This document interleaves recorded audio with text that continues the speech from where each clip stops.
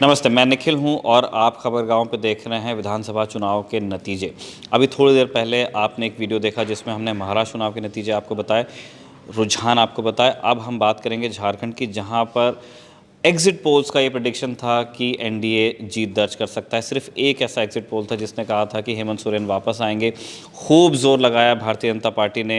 हेमंत बिस्व शर्मा असम से वहाँ पे आए, उन्होंने खूब प्रचार किया, प्रचार की कमान उनके हाथ में रही, खूब इन्वेस्ट की उन्होंने अपनी एनर्जी, अलग अलग मुद्दों को उठाया। सीए की बात हुई, ईसाईकरण की शिकायत की गई।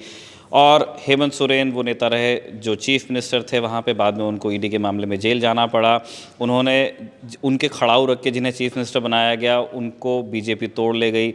बहुत उथल पुथल हुई, लेकिन अभी तक के जो रुझान हैं, हम इस वीडियो को शूट कर रहे हैं ठीक 12 बजे, अभी तक के रुझान ये कह रहे हैं कि इन सारी चीज़ों के बावजूद हेमंत सोरेन कंफर्टेबल मार्जिन के साथ में वापस आ रहे हैं अपने गठबंधन में। गौरव हमारे साथ हैं जो थोड़ा सा और ग्रैनुलर आपको आइडिया देंगे कि झारखंड में क्या क्या हो रहा है। गौरव, हमने ये इलेक्शन में अब एनालिसिस धीरे धीरे शुरू होने ही लगा है। लोग ये कह रहे हैं कि देखिए, ये जो स्ट्रैटेजी रही है कि इंडिविजुअल वोटर को आप किसी एक चीज़ का वादा कीजिए, स्पेशली आप उसमें महिला को टारगेट कीजिए, या तो आप वादा कर दीजिए या तो आप डिलीवरी दे दीजिए, तो उससे इलेक्शन पलटा जा सकता है। मध्य प्रदेश का उदाहरण दिया गया जहाँ पे कहा जा रहा था कि कांग्रेस जीत जाएगी और वहाँ पर बीजेपी एक स्कीम लेके आती है, शिवराज सिंह चौहान उसमें अपनी पूरी ऊर्जा दे देते हैं, आप देखते हैं नतीजा पलट जाता है। उसके बाद अब महाराष्ट्र का नतीजा हमारे साथ में है, लगभग वैसी ही स्कीम आई जो लाडली बहन। हाँ जी। तो महिला महिला सम्मान योजना कह सकते हैं। तो पहले यहाँ पे जो लाडली बहन योजना थी वहाँ लाड़की बहन हुआ, मतलब नाम भी उन्होंने नहीं चेंज किया, उसी तरह की योजना है। लेकिन हम ये देख रहे हैं कि झारखंड में इस तरह का नतीजा हमको देखने को नहीं मिल रहा है। आप पहले रुझान बता दीजिए। अगर हम रुझानों की बात करें तो यहाँ पर जेएमएम सबसे लीडिंग पार्टी है, 30 सीटों पर आगे चल रही फिलहाल, और बीजेपी 26 सीटों पर अभी आगे चल रही है। आईएनसी के हिस्से में 14 सीटें हैं। आरजेडी जो आईएनसी के साथ ही लड़ रही है, यूपीए के हिस्सा, इंडिया गठबंधन के हिस्सा है, जो 5 सीटों पर है। सीपीआईएमएल ये भी साथ में है, 2 सीटें हैं। आजसू जो बीजेपी के साथ लड़ रही है 1 सीट पर आगे है, और एलजेपी ये भी चिराग पासवान की पार्टी जो है ये भी 1 सीट पर आगे है, ये और 2 सीटों पर अदर्स आगे। ये इंडिया के पहले का गठबंधन झारखंड में था। झारखंड में महागठबंधन के नाम से पहले से सरकार चली आ रही है, उसमें जेएमएम है, उसमें आरजेडी है, उसमें कांग्रेस है, और उसके अंदर फिर अन्य पार्टी सीपीआई भी उसका हिस्सा है। अब उस गठबंधन का नाम जरूर इंडिया गठबंधन हो गया क्योंकि उन्होंने नेशनल लेवल पे एक तरह की रिब्रांडिंग की। आप बता रहे थे गौरव। हाँ, तो ये कुछ जो लीडिंग, मतलब हमने आपको बताया कि अभी जो सीटों का, अभी कुछ देर पहले हमने देखा कि बीजेपी भी थोड़ी देर के लिए आगे हुई थी, लेकिन अभी हम देख रहे हैं कि ये आगे बढ़ती हुई जेएमएम में एक बार फिर से वापसी करे। 30 सीटों पर ये आगे, 14 सीटें आईएनसी के पास है, तो 30-14 हो जाते 44, फिर 5 आरजेडी की, तो ये 49 सीटों तक पहुंचते हुए कंफर्टेबली दिखाई दे रहे हैं। और 81 सीटों पर वोटिंग हुई है, तो जो है आराम से बहुमत की ओर बढ़ते हुए दिखा रहे हैं। जो रुझान अभी बता रहे हैं, जो आपने स्कीम की बात करी, स्कीम मुझे लगता है कि महिलाओं को इसलिए टारगेट किया जाता है, उनके लिए इसलिए स्कीम बनाई जाती है क्योंकि एक लार्जर स्केल पर और एक छोटे स्केल के बीच का सिरा खोजना चाहते हैं लोग। इसलिए किसानों को पैसा देने की, डायरेक्ट बेनिफिट किसानों को देने की, कि इतने किसानों को दिया जाएगा इस टाइप से। वो 80 करोड़ लोगों को राशन देने वाली बात नहीं कर सकते उस हिसाब से, तो इसलिए उन्होंने महिलाओं को चुना। और महिलाओं को चुनने का ये भी है कि हमको उसको टारगेट करना है जो मतलब बाहरी जो पॉलिटिक्स है उससे हटकर वोट करे कि यार हाँ ठीक है, हमारे अकाउंट में पैसा आ रहा है, हमारे पास कहीं नहीं आ रहा है। मतलब लार्जली हम देखते हैं कि जो हाउस वाइफ्स होती हैं वो कहीं मतलब रोजगार नहीं करती, काम नहीं करती, तो उनके अकाउंट में सीधे पैसा आ रहा है, वो अपने तरीके से खर्च कर सकती है उसको, तो वो बेनिफिट जो है उनको मिलता है कि हाँ यार, अब जैसे कांग्रेस ने ये कहा कि बीजेपी ने ये कहा कि अगर मध्य प्रदेश में कांग्रेस की सरकार आई तो ये पैसा आने बंद हो जाएंगे, या इसी तरह से महाराष्ट्र में भी अभी बात कही गई। तो ये एक डर भी दिखाकर अभी केजरीवाल इसी तरीके की बात दिल्ली में कर रहे हैं कि अगर बीजेपी आ गई तो ये आपकी बिजली बंद कर देंगे, पानी बंद कर देंगे, इस तरह की चीज़ें।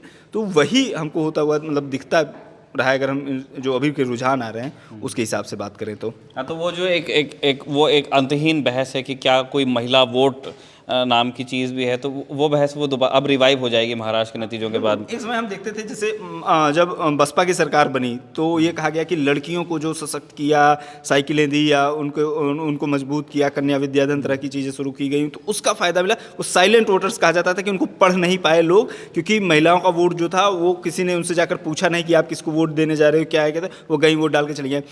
नीतीश कुमार को लेकर भी यही कहा जाता था, जब नीतीश कुमार इसी तरह की स्कीम्स लड़कियों को लेकर, महिलाओं को लेकर लेके आए, और नीतीश कुमार को ये भी कहा जाता है कि महिला उनकी सबसे बड़ी वोटर है, जो वोट बैंक है उनके साथ।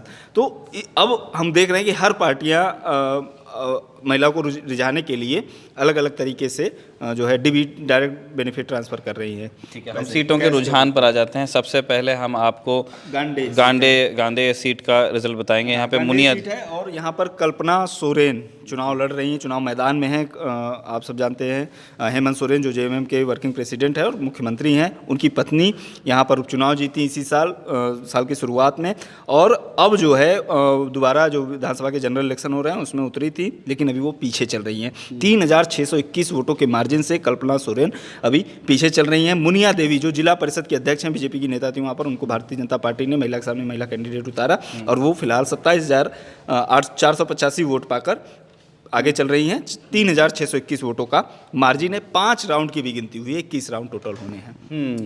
तो अभी ये नतीजा हो सकता है बदल जाए, बिल्कुल बदल भी सकता है, क्योंकि ये सोरेन परिवार का एक तरीके से प्रभाव वाला सीट कह सकते हैं इसको। और वो उनको कल्पना जी के चुनाव लड़ने को इसी तरह देखा जाएगा कि वहाँ हेमंत सोरेन ही लड़ रहे हैं, तो उस चीज़ का भी एक असर पड़ता ही है। अलावा भी कल्पना सोरेन जिस तरीके से इस चुनाव में रैलियां करते हुए नजर आई, मतलब जिसको कहा गया कि नई कल्पना सोरेन है ये, वो हेमंत सोरेन के अलावा लगातार रैलियां कर रही हैं, लगातार उनकी सभाओं में भीड़ कर रहे हैं, जिस तरीके से उनके नारेबाजी करते हुए या भाषण देते हुए रील्स वायरल हुए, और उनकी जिस तरीके से ब्रांडिंग की गई। मैया सम्मान योजना का जो प्रमुख चेहरा था उसको कल्पना सोरेन को बनाया गया, और मुझे लगता है कि जेएमएम उनका ज़्यादा से ज़्यादा इस्तेमाल कर लेना चाहती थी उनके चेहरे का महिलाओं को रिझाने के लिए। तो अगर वो हारती है तो ये झटका हो सकता है, लेकिन अगर वो जीतती है तो ये एक बड़ी बात हो सकती है। क्योंकि अभी रुझान आए हैं तो अब ये 5 ही राउंड की गिनती हुई है, तो हम ये कंफर्म नहीं कर सकते कि यहाँ पर क्या नतीजे आने वाले हैं। दूसरी सीट है जामताड़ा की। जामताड़ा अलग अलग वजहों से खूब चर्चा में रहा, आप लोग जानते होंगे, और इरफान अंसारी हैं यहाँ पर। 2014-2019 में यहाँ से विधायक चुने गए, मंत्री रहे, और आपको याद होगा कि हावड़ा में जो कुछ विधायक पकड़े गए थे कैश के साथ जाते हुए बंगाल में, तो उनमें भी एक थे। अपने अलग अलग मतलब बयानों की वजह से हमेशा थोड़ा सुर्खियों में भी रहते हैं। और अभी इनका जो लास्ट माल था कि रिजेक्टेड माल है, जो उनकी अपोनेंट है सीता सोरेन, उनके लिए सीता मुर्मू आपको यहाँ पर दिखाई दे रहा है। सीता सोरेन है हेमंत सोरेन की भाभी, जो दुर्गा सोरेन है उनकी पत्नी, जो उनका निधन हो चुका है दुर्गा सोरेन का, और वो जामा सीट से 2 बार विधायक रह चुकी हैं। सीता सोरेन जामा सीट से दुर्गा सोरेन चुनाव लड़ते रहे थे, और ये भी सोरेन परिवार का ही एक गढ़ माना जाता रहा, लेकिन इस बार उन्हें जामताड़ा से चुनाव मैदान में उतारा भारतीय जनता पार्टी ने। वो भारतीय जनता पार्टी के में शामिल हो गई थी लोकसभा चुनाव से पहले, और अब उनको भारतीय जनता पार्टी ने उतारा। वो फिलहाल 21,000 वोटों के मार्जिन से पीछे चल रही हैं। ये एक बड़ी मार्जिन हम कह सकते हैं। 6 राउंड की गिनती हो चुकी है अभी, और 19 राउंड की टोटल होनी है। हालांकि हो सकता है इसमें भी मतलब अगर उलटफेर देखने को मिले, लेकिन काफ़ी बड़ी लीड है, काफ़ी बड़ी लीड है। और झारखंड एक विरल आबादी वाला प्रदेश है, आपको ध्यान रखना चाहिए। बहुत ज़्यादा आबादी झारखंड की सीटों पे नहीं मिलेगी आपको। अगली सीट है सिल्ली की। सिल्ली सुदेश महतो जो हैं आजसू पार्टी के प्रमुख, जो झारखंड के स्टूडेंट यूनियन से निकली पार्टी है, तो सुदेश महतो भारतीय जनता पार्टी के साथ में चुनाव लड़ रहे हैं। आजसू पार्टी इनकी जो है, और इनके अपोनेंट हैं अमित कुमार, जो अभी लीड कर रहे हैं 6,758 वोटों के मार्जिन से। 4 ही राउंड की भी गिनती हो पाई है। अमित कुमार एक बार इनको हरा चुके हैं, 4 बार 2000 से इस सीट पर सुदेश महतो का, जब से वो झारखंड का इनकी पार्टी बनी तब से इस सीट पर उनका प्रभाव रहा है। 4 बार इस सीट से विधायक बने, लेकिन 2014 में अमित कुमार ने इनको हराया, सुदेश महतो को, और 2019 में फिर हार गए। सुदेश महतो दोबारा जीते। अब 2024 में दोनों एक दूसरे के आमने सामने फिर से हैं। अगली सीट है सरायकेला की। यहाँ सबसे से ज़्यादा मतलब एक अगर आप चीफ मिनिस्टर की सीट को छोड़ दें, कल्पना सोरेन की सीट को छोड़ दें, तो सबसे ज़्यादा लोग यही जानना चाहते हैं कि चंपई सोरेन की बगावत का क्या हुआ। एक्स चीफ मिनिस्टर हैं ये झारखंड के, और इनसे अपेक्षा ये थी कि जब हेमंत सोरेन बाहर आ जाएं तब ये आराम से उनके लिए रास्ता बना दें। उन्होंने किया भी, लेकिन उसके बाद बताया गया कि असंतुष्ट हैं, अपनी पार्टी बनाएंगे होते होते अब वो भारतीय जनता पार्टी के कैंडिडेट के रूप में नजर आ रहे हैं। अपना चुनाव तो अभी बचाते कम से कम दिख ही रहे हैं। 26,000 वोटों का मार्जिन है, अभी 5 ही राउंड की गिनती हुई है। ये मार्जिन बढ़ भी सकता है, घट भी सकता है। गणेश महली को झारखंड मुक्ति मोर्चा ने यहाँ से उतारा था, वो दूसरे स्थान पर है। इन्हीं दोनों के बीच में मेन फाइट देखने को लगभग मिल रही है। और आपको बता दें कि 2005 जब से झारखंड बना है तब से लेकर अब तक लगातार चंपई सोरेन इस सीट से जीतते आए हैं। अपने इलाके के बड़े नेता। हाँ, कोल्हान का जो इलाका है उसको कहा जाता है, तो कोल्हान टाइगर नाम से भी इनको संबोधित किया जाता है। और ये लगातार बढ़त बनाए हुए हैं चंपई सोरेन। इनके बेटे भी इलेक्शन लड़ रहे हैं मेरे ख्याल। हाँ, इनके बेटे भी हैं, बाबूलाल सोरेन घाटशिला सीट से। और 2000 वोटों का मार्जिन है। कुछ समय के लिए पीछे भी चल रहे थे और 2000 वोटों के मार्जिन से फिलहाल आगे चल रहे हैं। रामदास सोरेन इनके अपोनेंट हैं झारखंड मुक्ति मोर्चा के, तो वो अभी पीछे चल रहे हैं। अगली सीट है जमशेदपुर ईस्ट की। जमशेदपुर ईस्ट से सरयू राय जेडीयू के टिकट पर चुनाव लड़ रहे हैं। और ये सरयू राय और बन्ना गुप्ता का काफ़ी इंटरेस्टिंग फाइट रहा है। सरयू राय के बारे में हम आपको बता दें, सरयू राय वही नेता है जो 2019 के विधानसभा चुनाव में जो तत्कालीन मुख्यमंत्री थे भारतीय जनता पार्टी के रघुवर दास, उनके खिलाफ जाकर चुनाव लड़ गए थे जमशेदपुर पूर्वी सीट से, और उनको हरा भी दिया निर्दलीय। तो ये भारतीय जनता पार्टी के नेता थे, उनको टिकट नहीं मिला तो जाकर मुख्यमंत्री के खिलाफ सीधे लड़ गए, उनको हरा भी दिया। तो ये जायंट किलर थे। हाँ बिल्कुल, और वरिष्ठ नेता है। कई बार ये चुनाव 2005 में सरयू राय इस सीट से, इनकी सीट यही है जमशेदपुर वेस्ट, वह अब इस चुनाव में वे भाजपा के साथ में आ गए हैं, जेडीयू से इन्हें टिकट मिला है और ये जमशेदपुर वेस्ट से ही चुनाव लड़ रहे हैं। जमशेदपुर वेस्ट से 2005 में चुनाव जीते। 2009 में इन्हें बन्ना गुप्ता ने, जो कांग्रेस के दिग्गज नेता हैं झारखंड में, उनने हरा दिया। 2014 में फिर सरयू राय जीते, बन्ना गुप्ता को हराया। 2019 में फिर बन्ना गुप्ता, मतलब 2019 में तो बन्ना गुप्ता ही जीते क्योंकि यहाँ पर सरयू राय थे नहीं, वो बगल की सीट पर चले गए। अब 2024 में दोनों एक बार फिर से आमने सामने हैं और सरयू राय इसमें लीड बनाते हुए दिखाई दे रहे हैं। 16,000 वोटों का मार्जिन है और जीत भी जाएंगे। दोनों का जो 5-5 साल का चलता है, अभी जो 2005 से हम देखे लगातार, तो वो एक बार फिर से होता हुआ उसी तरफ बढ़ता हुआ नतीजा हमको दिखाई दे रहा है इस सीट पर।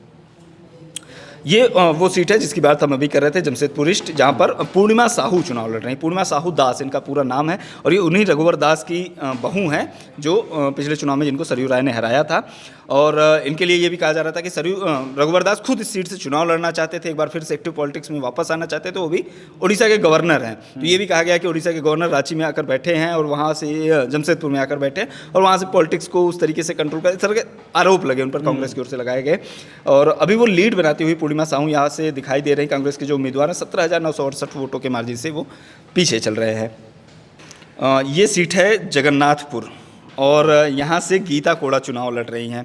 ये भी काफ़ी इंटरेस्टिंग सीट है। गीता कोड़ा पूर्व मुख्यमंत्री मधु कोड़ा की पत्नी है और 2000 से ही इस सीट पर कोड़ा का दबदबा है। बीजेपी से जीते 2000 में मधु कोड़ा, जिनके पति हैं। 2005 में वो निर्दलीय जीते, मुख्यमंत्री भी बने। फिर उसके बाद 2009 में सांसद बन गए, तो फिर उपचुनाव हुआ और फिर उनकी पत्नी जो है उनको लड़ाया। 2009, 2014 लगातार 2 चुनाव गीता कोड़ा जीती। फिर उसके बाद 2019 में पत्नी कांग्रेस की ओर के टिकट पर सांसद बनी, क्योंकि मधु कोड़ा जेल चले गए थे। तो पत्नी जब सांसद बनी तो सोनाराम सिंकू, जो अभी आपको यहाँ पर दिखाई दे रहे हैं, कांग्रेस के टिकट पर इन्होंने, मधु कोड़ा ने सोनाराम सिंकू जो कि उनके करीबी थे, उनको विधानसभा का चुनाव लड़ा। पत्नी सांसद बन गई, उनको विधानसभा का चुनाव लड़ा। दोनों जीत गए, हो गया। फिर बाद में मधु कोड़ा को लगा कि जब हम वापस आ जाएंगे तो सोनाराम सिंह को भैया दे देंगे खाली करके, तो वो हुआ नहीं। और फिर सोनाराम सिंह को अभी कांग्रेस के टिकट पर चुनाव लड़ रहे हैं। गीता कोड़ा बीजेपी में जा चुकी हैं और वो 15,698 वोट उनको मिले हैं और 4,000 वोटों के मार्जिन से वो पीछे चले। सोनाराम सिंह को, जो कि मधु कोड़ा के ही करीबी थे, जिन्होंने उनको टिकट दिलाया, तो वो फिलहाल लीड कर रहे हैं सीट पर। तो ये भी काफ़ी इंटरेस्टिंग सीट है। अगली सीट रांची की है, झारखंड के, इसको बीजेपी का गढ़ कहा जाता है रांची में। और यहाँ पर रांची में 2005 से 2019 तक लगातार, जब झारखंड बनने के बाद, और उससे पहले भी एक बार जीत चुके हैं चुनाव, तो ये 6 बार के लगातार विधायक है सीपी सिंह, चंद्रेश्वर प्रसाद सिंह।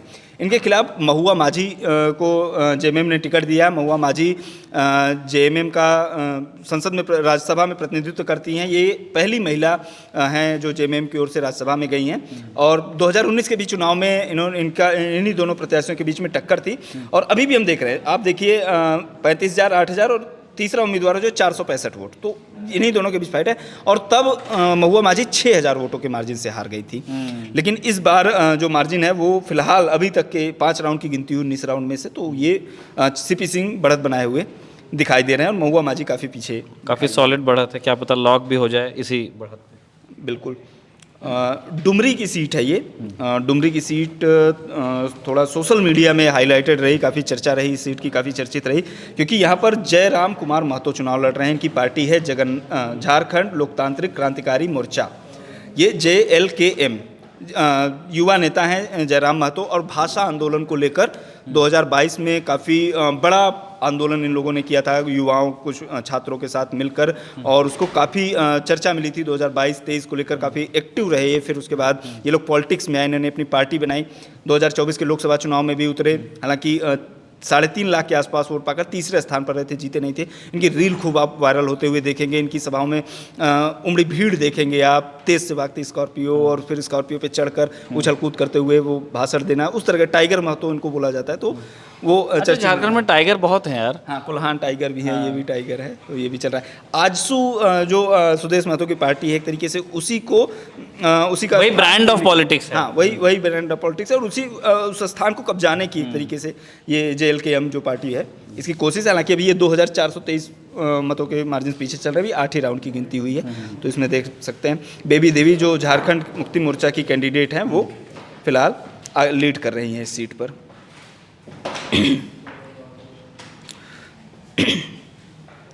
ये सीट है पाकुड़ की। निसात आलम, इंडियन नेशनल कांग्रेस की ये कैंडिडेट है। आलमगीर आलम, काफ़ी चर्चित मंत्री और विधायक इस सीट आपके चीफ मिनिस्टर वहाँ गए थे, उनका बयान बड़ा वायरल भी हुआ था। हाँ बिल्कुल, उन्होंने बयान दिया था कि एक आलमगीर औरंगजेब हुआ करता था जिसने देश को लूटा और मंदिरों को तोड़ा। यहाँ पर झारखंड की सरकार में एक आलमगीर आलम हैं जो आपको लूट रहे हैं। वह ये कि ईडी ने छापा मारा था और इनके करीबी थे, उनके नौकर के यहाँ से भारी मात्रा में कैश बरामद हुआ था। तो उस चीज़ को लेकर उसके बाद में जांच हुई, और फिर उसमें आलमगीर आलम उसी मामले में जेल में है, फिलहाल जांच चल रही है। तो कांग्रेस ने इस बार उनकी पत्नी निसात आलम को यहाँ से टिकट दिया। हालांकि वो बेटे के लिए टिकट चाहते थे, ये उनकी पारंपरिक सीट है पाकुड़, लेकिन उनकी पत्नी निसात आलम को कांग्रेस ने टिकट दिया, और वो फिलहाल लीड कर रही हैं 17,505 वोटों के मार्जिन से। और आजसू के यहाँ से अजहर इस्लाम जो कैंडिडेट है, वो फिलहाल 17,000 वोटों के मार्जिन से पीछे चल रहे हैं पाकुड़ से। अगली सीट है धनवार की, जहां से बाबूलाल मरांडी, मुझे लगता है कि 10,000 वोटों का मार्जिन है इनका, भी 5 राउंड की गिनती है। और बाबूलाल मरांडी भारतीय जनता पार्टी के प्रदेश अध्यक्ष हैं, पूर्व मुख्यमंत्री रह चुके हैं, झारखंड के पहले मुख्यमंत्री एक तरीके से कह सकते हैं इनको भी। और बाबूलाल मरांडी मतलब इस चुनाव में लीड करते हुए, जो लोकल बीजेपी थी, हमने बाहर से तो देखा शिवराज सिंह चौहान और हेमंता बिस्वा शर्मा को, बट जो लोकल लीडरशिप है वो बाबूलाल मरांडी के ही नेतृत्व में चुनाव लड़ा गया। ये पहले उन्होंने अपनी पार्टी बना ली थी JVM, फिर वापस आए, अब वो दोबारा यहाँ से धनवार से मैदान में है, और वो लीड बनाते हुए 10,000 वोटों की दिखाई दे रहे हैं। बरहेट से हेमंत सोरेन भी 12,000 वोटों का मार्जिन है, इनका भी 5 राउंड की गिनती है। ये भी मतलब यहाँ से हेमंत सोरेन की सीट आप बता रहे थे गौरव, लेकिन कई बार ये हो जाता है कि लोगों के दिमाग में ये बात रहती है कि अनलेस वहाँ पे कोई जाइंट किलर हो कि हम विधायक नहीं, हम मुख्यमंत्री चुन रहे हैं, तो उनके लिए वो कंफर्टेबल होना चाहिए। लेकिन आप बता रहे थे कि और भी सोरेन भी आ जाते हैं कई बार बीच में। हालांकि सोरेन परिवार से ही है, और जैसा कि आपने कहा मुख्यमंत्री चुन रहे हैं, तो 2014 के ही चुनाव में हमने देखा कि इस सीट पर उलटफेर हो गया था, जो हमारी अगली सीट है, और जहाँ से एक और सोरेन परिवार के उम्मीदवार है। हमने हेमंत सोरेन, सीता सोरेन और कल्पना सोरेन की बात, अब बसंत सोरेन की बात करते हैं।